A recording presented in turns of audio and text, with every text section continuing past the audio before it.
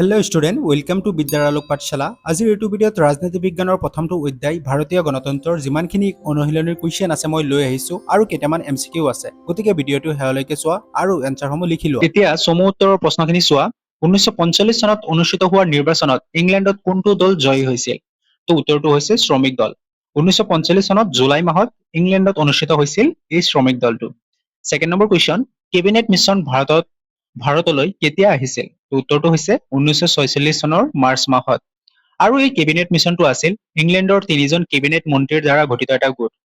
এই কেবিনেট মিছনৰ তৎপৰতাত সংবিধান সভা অৰ্থাৎ কনষ্টিটিউশ্যন অফ এছেম্বলি গঠন কৰা হৈছিল। নেক্সট চোৱা 3 নম্বৰ, সংবিধান সভাৰ প্ৰথম সভাপতিত্ব কোন আছিল? উত্তৰটো হৈছে ডক্টৰ সচিদানন্দ সিনহা।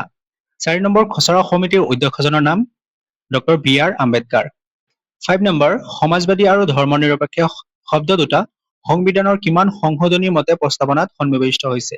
তো উত্তৰটো হৈছে 42তম সংশোধনী। সংবিধানৰ 42 নং সংশোধনী আইনৰ জৰিয়তে 1976 চনত সমাজবাদী আৰু ধৰ্মনিৰপেক্ষ শব্দ দুটা সন্নিৱিষ্ট কৰা হৈছে। তো চনটো মনত ৰাখিবা, ঠিক আছে। এতিয়া 6 নম্বৰ চোৱা, ইংৰাজী ফেডাৰেশ্যন শব্দ কোনটো লেটিন শব্দৰ পৰা আহিছে? তো উত্তৰটো হৈছে ফেডাৰ শব্দৰ পৰা আহিছে। 7 নম্বৰ চোৱা, যুক্তৰাষ্ট্ৰৰ গৃহভূমি বুলি কাক কোৱা হয়? তো আমেৰিকা যুক্তৰাষ্ট্ৰক যুক্তৰাষ্ট্ৰৰ গৃহভূমি বুলি কোৱা হয়। 8 নম্বৰ, ভাৰতবৰ্ষৰ দ্বৈত নাগৰিকত্বৰ ব্যৱস্থা আছেনে? তো ভাৰতবৰ্ষত দ্বৈত নাগৰিকত্ব ব্যৱস্থা নাই। দ্বৈত নাগৰিকত্ব মানে ডুৱেল চিটিজেনশ্বিপ, অৰ্থাৎ ভাৰতবৰ্ষৰ ডুৱেল চিটিজেনশ্বিপৰ ব্যৱস্থা নাই। এজন ভাৰতীয় নাগৰিকে একে সময়তে এখন দেশৰ নাগৰিক হ'ব পাৰিব। চ' ভাৰতত কেৱল একক নাগৰিকত্ব ব্যৱস্থাহে আছে। 9 নম্বৰ, ভাৰতবৰ্ষৰ সংসদীয় গণতন্ত্ৰৰ ধাৰণাটো কোনখন দেশৰ সংবিধানৰ পৰা অনুকৰণ কৰা হৈছে? তো উত্তৰটো হৈছে ইংলেণ্ডৰ সংবিধানৰ পৰা, ঠিক আছে। পিছৰ কুৱেশ্যন এনচাৰখিনি চোৱা। ব্ৰিটিছ চৰকাৰে কেবিনেট মিছনক কিয় ভাৰতলৈ পঠাইছিল? তো আমি উত্তৰটো কৰিম, ভাৰতবৰ্ষৰ বাবে এখন সংবিধান ৰচনাৰ কাৰণে প্ৰয়োজনীয় পৰিৱেশ আৰু প্ৰস্তুতি চলাবৰ অৰ্থে কেবিনেট মিছনক ভাৰতবৰ্ষলৈ পঠাইছিল। আৰু কিমান চনত পঠাইছিল? 1946 চনত। চনটো মনত ৰাখিবা। 2 নম্বৰ চোৱা, 1947 চনৰ 15 আগষ্টৰ পৰা 1950 চনৰ 26 জানুৱাৰীলৈকে ভাৰতৰ শাসন ব্যৱস্থা কি আইনৰ ভিত্তিত চলিছিল আৰু আইনখন কোনে প্ৰস্তুত কৰিছিল? তো ভাৰতবৰ্ষৰ 1947 চনৰ 15 আগষ্ট তাৰিখে ভাৰতবৰ্ষ স্বাধীন হৈছিল, কিন্তু নতুন ভাৰতীয় সংবিধান 1950 চনৰ 26 জানুৱাৰীহে কাৰ্যকাৰী কৰা হৈছিল। সেয়ে এই মাজৰ সময়ছোৱাত 1935 চনৰ ভাৰত চৰকাৰ আইনৰ জৰিয়তে অৰ্থাৎ গভৰ্ণমেণ্ট অফ ইণ্ডিয়া এক্টৰ অনুসৰি আইনখন চলিছিল এই মাজৰ সময়খিনিত, আৰু এই আইনখন ব্ৰিটিছ সংসদে প্ৰস্তুত কৰিছিল। কুৱেশ্যন নম্বৰ 3, প্ৰস্তাৱনাত আমি ভাৰতীয় জনসাধাৰণে বুলি কিয় উল্লেখ কৰা হৈছে? তো উত্তৰটো কৰিম, প্ৰস্তাৱনাত আমি ভাৰতীয় জনসাধাৰণে বুলি উল্লেখ কৰিছে কাৰণ সংবিধানখন প্ৰকৃত ৰচক হৈছে ভাৰতীয় জনগণ। সংবিধানখন ভাৰতীয় জনগণৰ বাবে তৈয়াৰ কৰা হৈছে আৰু ভাৰতীয় জনগণ ইয়াৰ অন্তৰ্নিহিত বৃহৎ শক্তি। অৰ্থাৎ সংবিধানখন কোনো ৰজা, ব্ৰিটিছ চৰকাৰ বা আন কোনো শক্তিয়ে তৈয়াৰ কৰি দিয়া নাই। ভাৰতীয় জনগণেই নিজৰ বাবে এই সংবিধানখন গ্ৰহণ কৰিছে আৰু নিজেই কাৰ্যকাৰী কৰে। 4 নম্বৰ চোৱা, সাৰ্বভৌম মানে কি? সাৰ্বভৌম মানে হৈছে ৰাষ্ট্ৰৰ সৰ্বোচ্চ ক্ষমতা, এটা নিৰ্দিষ্ট ভূখণ্ডত নিজাববীয়া সকলো অধিকাৰ সমৃদ্ধ হৈ থাকিব পৰা অৱস্থা, আন বাহিৰা শক্তিৰ অধীন নোহোৱা অৱস্থা। অৰ্থাৎ সাৰ্বভৌম মানে হৈছে এখন দেশৰ সম্পূৰ্ণ স্বাধীন, দেশখন নিজৰ সিদ্ধান্ত নিজেই ল'ব পাৰে বা আন দেশৰ বা বিদেশীয় শক্তিৰ ইয়াৰ ওপৰত হস্তক্ষেপ বা নিয়ন্ত্ৰণ কৰিব নোৱাৰে। কুৱেশ্যন নম্বৰ 5, কোন চনৰ কিমান সংখ্যক সংশোধনী অনুসৰি সংবিধানৰ প্ৰস্তাৱনাত সমাজবাদী আৰু ধৰ্মনিৰপেক্ষ শব্দ দুটা সন্নিৱিষ্ট কৰা হৈছে? উত্তৰটো হৈছে 1976 চনৰ 18 ডিচেম্বৰ তাৰিখে 42 নং সংশোধনী অনুসৰি। তো সমাজবাদী শব্দটোৰ অৰ্থ জানানে তোমালোকে? তো সমাজবাদী মানে হৈছে দেশৰ সকলো নাগৰিকৰ মাজত সমতা বজাই ৰখা, য'ত ধনী দুখীয়া বৈষম্য কমোৱা হয় আৰু সকলো নাগৰিকে যেনে সমান অধিকাৰ আৰু নীতি নিয়ম পালন কৰে, তাকে আমি সমাজবাদী বুলি কওঁ। আৰু ধৰ্মনিৰপেক্ষ তোমালোকে জানাই যে ভাৰতবৰ্ষ এখন ধৰ্মনিৰপেক্ষ ৰাষ্ট্ৰ, ইয়াত সকলো ধৰ্মৰ সমান মৰ্যাদা দিয়া হয় আৰু সকলো নাগৰিকে নিজৰ পছন্দ অনুসৰি নিজৰ ধৰ্ম পালন কৰিব পাৰে। তাৰপিছত 6 নম্বৰ, অৰ্থ যুক্তৰাষ্ট্ৰ কাক বোলে? উত্তৰটো হৈছে যি ৰাষ্ট্ৰৰ শাসন ব্যৱস্থাত যুক্তৰাষ্ট্ৰীয় চৰকাৰৰ বৈশিষ্ট্যৰ লগত এক কেন্দ্ৰিক চৰকাৰৰ বৈশিষ্ট্য দেখা যায় তাক অৰ্থ যুক্তৰাষ্ট্ৰ বুলি কোৱা হয়। 7 নম্বৰ চোৱা, কোন কেইখন আইনে পৰাধীন ভাৰতবৰ্ষত সীমিত সংসদীয় পদ্ধতিৰ প্ৰৱৰ্তন কৰিছিল? তো 1935 চনৰ ভাৰত চৰকাৰ আইন পৰাধীন ভাৰতবৰ্ষত সীমিত সংসদীয় পদ্ধতি প্ৰৱৰ্তন কৰিছিল। তো এইখিনিলৈকে ঠিক আছে। এতিয়া দীঘল কুৱেশ্যন এনচাৰখিনি চোৱা। প্ৰথম কুৱেশ্যনটো ভাৰতবৰ্ষৰ সংবিধানৰ প্ৰস্তাৱনাত সংবিধানৰ আদৰ্শ কেনেদৰে প্ৰকাশ পাইছে আলোচনা কৰিব কৈছে। তো উত্তৰটো কৰিম ভাৰতীয় সংবিধানৰ প্ৰস্তাৱনাটো হ'ল সংবিধানৰ পাতনি। ইয়াত সংবিধানৰ দৰ্শন, আদৰ্শ আৰু লক্ষ্যবোৰ সংক্ষিপ্ত ৰূপত লিপিবদ্ধ হৈ আছে। প্ৰস্তাৱনাটোত উল্লেখিত কথাবোৰ জানিলেহে সংবিধানৰ বিষয়ে জানিব পাৰি। প্ৰস্তাৱনাটোক সংবিধানখনৰ আত্মা বুলিও কোৱা হয়।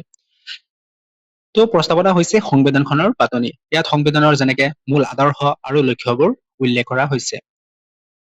ইয়াত উল্লেখিত আদৰ্শসমূহ হ'ল স্বাধীনতা, ন্যায়, সমতা আৰু ভাতৃবোধ।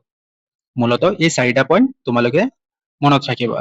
এক্সামৰ কাৰণে নহয়, লাইফতো তোমালোকৰ কামত আহিব। তো প্ৰথম পইণ্টটো স্বাধীনতা। ভাৰতত বাস কৰা প্ৰতিজন নাগৰিকক চিন্তা, মত প্ৰকাশ, ধৰ্ম আৰু উপাসনাৰ ক্ষেত্ৰত স্বাধীনতা দিয়া হৈছে। যে প্ৰতিজন নাগৰিকে নিজৰ চিন্তা, নিজৰ মত, ধৰ্ম আৰু উপাসনাৰ স্বাধীন পাব। খ নম্বৰ ন্যায়। সংবিধানে প্ৰতিজন ভাৰতীয় লোকক সামাজিক, অৰ্থনৈতিক আৰু ৰাজনৈতিক ন্যায় সুনিশ্চিত কৰিছে। সামাজিক ন্যায়ৰ প্ৰতিষ্ঠাৰ বাবে জাতি, ধৰ্ম, বৰ্ণৰ ভিত্তিত ঘটা সামাজিক বৈষম্যবোৰ দূৰ কৰিবলৈ সকলো দৰকাৰী ব্যৱস্থা লোৱা হ'ব। ৰাজনৈতিক ন্যায়ৰ ক্ষেত্ৰত সকলোকে এটা নিৰ্দিষ্ট বয়সৰ পিছত চৰকাৰ গঠনৰ প্ৰক্ৰিয়াৰ অংশ ল'বলৈ সুবিধা দিয়াৰ কথা কোৱা হৈছে। অৰ্থনৈতিক ন্যায়ৰ প্ৰতিষ্ঠাৰ বাবে সমাজৰ পৰা ধনী দুখীয়া শ্ৰেণীৰ বিভাজন আঁতৰাবলৈ ব্যৱস্থা গ্ৰহণ আশ্বাস দিয়া হৈছে। অৰ্থাৎ সকলো নাগৰিকে সামাজিক, অৰ্থনৈতিক আৰু ৰাজনৈতিকভাৱে ন্যায় লাভ কৰিব। তাৰ পিছতো আছে সমতা। আইনৰ চকুত সকলো সমান। পৰম্পৰাগত সামাজিক বৈষম্যবোৰ আঁতৰ কৰি সকলোকে সমানে সা-সুবিধা প্ৰদান কৰিবলৈ চৰকাৰে যত্নপৰ হোৱা উচিত। তো আইনৰ চকুত সকলো সমান, কাকো বৈষম্য কৰা নহয়। 4 নম্বৰ ভাতৃবোধ বা ফেটাৰ্নিটি। ভাৰতত বাস কৰা লোকসকলে কোনো কাকো হেয়া জ্ঞান নকৰি পৰস্পৰে পৰস্পৰৰ প্ৰতি মৰম চেনেহে আৰু ভাতৃবোধৰ ভাৱ ৰখাটো দৰকাৰী। অৰ্থাৎ সকলো নাগৰিকে এজন আনজনৰ প্ৰতি সন্মান কৰি একতাৰে ভাগ কৰিব লাগে। কুৱেশ্যন নম্বৰ 2, সাৰ্বভৌম সমাজবাদী ধৰ্ম নিৰপেক্ষ গণতান্ত্ৰিক আৰু গণৰাজ্য বুলিলে কি বুজা? বহলাই লিখা। তো চোৱা, সাৰ্বভৌম হৈছে ৰাষ্ট্ৰৰ সৰ্বোচ্চ ক্ষমতা। এটা নিৰ্দিষ্ট ভূখণ্ডত নিজাববীয়া সকলো অধিকাৰ সমৃদ্ধ হৈ থাকিব পৰা অৱস্থা। আন বাহিৰা শক্তিৰ অধীন নোহোৱা অৱস্থা। পিছত সমাজবাদী। এখন শ্ৰেণীহীন সমাজ ব্যৱস্থা য'ত কোনো ধনী দুখীয়া নাথাকে। উৎপাদন ব্যৱস্থা ৰাষ্ট্ৰৰ দ্বাৰা নিয়ন্ত্ৰিত হ'ব। সমাজবাদী ব্যৱস্থাত সম্পদৰ সমবিতৰণ হ'ব। তাৰপিছত ধৰ্ম নিৰপেক্ষ। কোনো ধৰ্মক চৰকাৰী ধৰ্ম বুলি স্বীকৃতি দিয়া নহয়। সকলো ধৰ্মকে সমান বুলি ধৰা হয়। সকলোৱে নিজৰ ইচ্ছা অনুযায়ী ধৰ্ম গ্ৰহণ আৰু প্ৰচাৰ কৰিব পাৰে। ঘ নম্বৰ গণতন্ত্ৰ। চৰকাৰ ব্যৱস্থা য'ত এটা নিৰ্দিষ্ট সময়ৰ অন্তৰে অন্তৰে সাধাৰণ নিৰ্বাচন অনুষ্ঠিত হয়। ইয়াৰ জৰিয়তে গণতন্ত্ৰই তেওঁলোকৰ প্ৰতিনিধি নিৰ্বাচিত কৰে আৰু প্ৰতিনিধিৰে গঠিত চৰকাৰ দেশ পৰিচালনা কৰে। অংগ নম্বৰ গণৰাজ্য। ৰাষ্ট্ৰপ্ৰধানজন বংশানুক্ৰমে শাসনত অধিষ্ঠিত নহয়। তেওঁক জনগণই পৰোক্ষভাৱে এক নিৰ্দিষ্ট সময়ৰ বাবে নিৰ্বাচিত কৰে। ঠিক আছে এইখিনিলৈকে। 3 নম্বৰ নেহৰুৰ উদ্দেশ্যে সম্পৰ্কিত প্ৰস্তাৱ কেইটা আলোচনা কৰা। তো এই কুৱেশ্যনটো এক্সামত প্ৰায়ে আহি থাকে। তো তোমালোকে ভালদৰে শিকি লোৱা। উত্তৰটো চোৱা, সংবিধান সভাৰ প্ৰথম বৈঠকত 1946 চনৰ 13 ডিচেম্বৰ তাৰিখে নেহৰু কেইটামান উদ্দেশ্য সম্পৰ্কিত প্ৰস্তাৱ উত্থাপন কৰিছিল। 1947 চনৰ 12 জানুৱাৰী তাৰিখে সংবিধান সভাই এই প্ৰস্তাৱ গ্ৰহণ কৰিছিল। তো মূলত 8টা প্ৰস্তাৱ দিয়া আছে তোমালোকৰ কপিত। তো চোৱা, প্ৰথম প্ৰস্তাৱটো সংবিধান সভাই ভাৰতবৰ্ষক স্বাধীন সাৰ্বভৌম গণতান্ত্ৰিক হিচাপে ঘোষণা কৰিবলৈ দৃঢ় প্ৰতিজ্ঞা লৈছে। অৰ্থাৎ ভাৰতৰ স্বাধীনতা, সাৰ্বভৌম আৰু গণতান্ত্ৰিক দেশ হিচাপে পৰিগণিত হ'ব। নেক্সট 2 নম্বৰ ব্ৰিটিছ শাসিত ভাৰতবৰ্ষৰ ভূখণ্ড আৰু ভাৰতৰ অন্তৰ্ভুক্ত হ'ব বিচৰা দেশীয় ৰাজ্যবিলাকক লৈ ৰাজ্যসমূহৰ সংঘ গঠিত হ'ব। অৰ্থাৎ ইউনিয়ন গঠন কৰিব। নেক্সট 3 নম্বৰ ভাৰতবৰ্ষৰ জনসাধাৰণৰ সামাজিক, অৰ্থনৈতিক আৰু ৰাজনৈতিক ন্যায়, সমতা, ধৰ্মীয় স্বাধীনতা ৰক্ষা, চিন্তা আৰু মতামত প্ৰকাশৰ স্বাধীনতাক স্বীকৃতি প্ৰদান কৰা হ'ব। 4 নম্বৰ দেশত বাস কৰা অনুসূচিত জাতি, জনজাতি, অনুন্নত সম্প্ৰদায় আৰু সংখ্যালঘু জনসাধাৰণৰ সুৰক্ষাৰ ব্যৱস্থা থাকিব। নেক্সট দেশৰ স্বাধীনতা, সাৰ্বভৌম অখণ্ডতা ৰক্ষাৰ ওপৰত গুৰুত্ব প্ৰদান কৰা হ'ব। যে সকলো ধৰ্ম, চিন্তা আৰু নিজৰ মত আদিৰ স্বাধীনতা থাকিব। 6 নম্বৰ আন্তৰ্জাতিক সুসম্পৰ্ক, বিশ্ব শান্তি ৰক্ষা আৰু জনসাধাৰণৰ কল্যাণৰ বাবে ভাৰতবৰ্ষই সম্পূৰ্ণ সহযোগিতা আগবঢ়াব। 7 নম্বৰ জনসাধাৰণৰ সকলো ক্ষমতাৰ অধিকাৰী কৰা হয়। চৰকাৰ আৰু ইয়াৰ বিভিন্ন অংগবোৰে জনগণৰ পৰা ক্ষমতা লাভ কৰিব। লাষ্ট 8 নম্বৰ সংগত যোগ দিয়া সহযোগী দেশীয় ৰাজ্যসমূহে অৱশিষ্ট ক্ষমতাৰ সৈতে স্বায়ত্ত শাসনৰ মাজেৰে অংগৰাজ্যৰ মৰ্যাদা লাভ কৰিব। অৰ্থাৎ দেশীয় ৰাজ্যসমূহে সংঘ যোগ দি একতাবদ্ধ ভাৰত গঢ়িব। শেষৰ প্ৰশ্নটো চোৱা, ভাৰতবৰ্ষৰ সংসদীয় পদ্ধতিৰ চৰকাৰৰ বৈশিষ্ট্যসমূহৰ ওপৰত ব্যাখ্যা আগবঢ়োৱা। তো আমি উত্তৰটো কৰিম, ভাৰতীয় সংসদীয় গণতন্ত্ৰ ব্যৱস্থাই জনসাধাৰণৰ ওচৰত দায়বদ্ধ এখন চৰকাৰ গঠনৰ ব্যৱস্থা কৰিছে। 1935 চনৰ ভাৰত চৰকাৰ আইনখনে সীমিত ৰূপত ভাৰতত সংসদীয় পদ্ধতিৰ ব্যৱস্থা কৰিছিল। পৰৱৰ্তী সময়ত সংবিধান প্ৰণেতাসকলে সংবিধানত সংসদীয় পদ্ধতিৰ চৰকাৰ প্ৰৱৰ্তন কৰাৰ ক্ষেত্ৰত ইংলেণ্ডৰ সংবিধানখন অনুপ্ৰেৰণ কৰিছিল। অৱশ্যে এই ক্ষেত্ৰত ইংলেণ্ডৰ সংসদীয় গণতন্ত্ৰক সম্পূৰ্ণৰূপে অনুধাৱন নকৰি ভাৰতৰ ৰাজনৈতিক সামাজিক প্ৰেক্ষাপটত ইয়াক কিছু নতুন ৰূপত ঘৰ দিছিল। মূলতঃ কৈছে যে ভাৰতত সংসদীয় গণতন্ত্ৰৰ ব্যৱস্থা আছে আৰু জনসাধাৰণে ভোট দি নিজৰ প্ৰতিনিধি নিজেই নিৰ্বাচন কৰে। আৰু ভাৰতে ইংলেণ্ডৰ সংসদীয় পদ্ধতিৰ পৰা অনুপ্ৰেৰণ লৈ এই ব্যৱস্থাটো গ্ৰহণ কৰিছে। তাৰ পিছত বৈশিষ্ট্যসমূহ দিছে, চোৱা বৈশিষ্ট্যসমূহ। আমাৰ দেশৰ ৰাষ্ট্ৰপ্ৰধানজন অৰ্থাৎ ৰাষ্ট্ৰপতিজন সংসদীয় পদ্ধতিৰ চৰকাৰৰ অন্য দেশৰ দৰে বংশানুক্ৰমিক নহয়, বৰঞ্চ তেওঁ পক্ষভাৱে জনসাধাৰণৰ দ্বাৰা নিৰ্বাচিত হয়। অৰ্থাৎ ৰাষ্ট্ৰপতিজন বংশানুক্ৰমিক নহয়, নিৰ্বাচনৰ জৰিয়তে নিৰ্বাচিত কৰা হয়। ছেকেণ্ড নম্বৰ, ভাৰতৰ সংসদ বা সদনখন দুটা ভাগত বিভক্ত, এখন উচ্চ সদন ৰাজ্যসভা আৰু আনখন নিম্ন সদন লোকসভা। উচ্চ সদন অংগ ৰাজ্যবোৰৰ প্ৰতিনিধিৰ দ্বাৰা গঠিত আৰু নিম্ন সদন জনগণৰ প্ৰতিনিধিৰ দ্বাৰা গঠিত।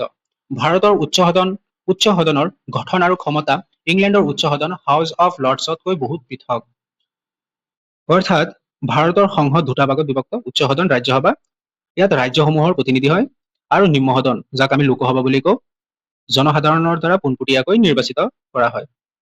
সংসদীয় পদ্ধতিৰ চৰকাৰত সংসদখন যিমান শক্তিশালী হ'ব লাগিছিল, ভাৰতৰ সংসদখন সিমান শক্তিশালী নহয়। এতিয়া MCQৰ কুৱেশ্যন এনচাৰখিনি চোৱা। 2000 চনৰ জুলাই মাহত ইংলেণ্ডত অনুষ্ঠিত হোৱা সাধাৰণ নিৰ্বাচনত শ্ৰমিক দল ক্ষমতালৈ অহাৰ পিছতে নতুন চৰকাৰে ভাৰতক স্বাধীনতা দিয়াৰ সিদ্ধান্ত লয়। তো কিমান চনৰ? 1945 চনত। 2 নম্বৰ, ভাৰতীয় সংবিধানৰ খচৰা সমিতিৰ অধ্যক্ষজন হ'ল ডক্টৰ BR আম্বেদকাৰ। সংবিধান সভাৰ প্ৰথম বৈঠক বহিছিল কিমান চনত? 1946 চনৰ 9 ডিচেম্বৰ তাৰিখে। ভাৰতীয় সংবিধানৰ 1976 চনত হোৱা 42 নং সংশোধনী আইনৰ জৰিয়তে কোনটো শব্দ প্ৰস্তাৱনাত সংযোজন কৰা হয়? তো সমাজবাদী শব্দটো 42 নং সংশোধনী আইনৰ জৰিয়তে সংবিধানৰ প্ৰস্তাৱনাত সংযোজন কৰা হয়। তো এনচাৰটো হ'ব সমাজবাদী। 5 নম্বৰ, তলৰ কোন ব্যক্তি ভাৰতৰ সংবিধান খচৰা কমিটিৰ সদস্য নাছিল? তো জৱাহৰলাল নেহৰু সংবিধানৰ খচৰা কমিটিৰ সদস্য নাছিল। 6 নম্বৰ, 1945 চনত অনুষ্ঠিত হোৱা নিৰ্বাচনত ইংলেণ্ডত কোনটো দল জয়ী হৈছিল? তো এইটোতো অলৰেডি জানাই, শ্ৰমিক দল জয়ী হৈছিল। সংবিধান সভা কনষ্টিটিউট এছেম্বলিত কাক সংবিধান সভাৰ স্থায়ী সভাপতিত্ব হিচাপে নিৰ্বাচন কৰা হৈছিল? তো এনচাৰটো হৈছে ৰাজেন্দ্ৰ প্ৰসাদক। ইংৰাজী ফেডাৰেশ্যন শব্দটো কোনটো ভাষাৰ কি শব্দৰ পৰা আহিছে? তো লেটিন ভাষাৰ ফেডাৰ শব্দৰ পৰা আহিছে।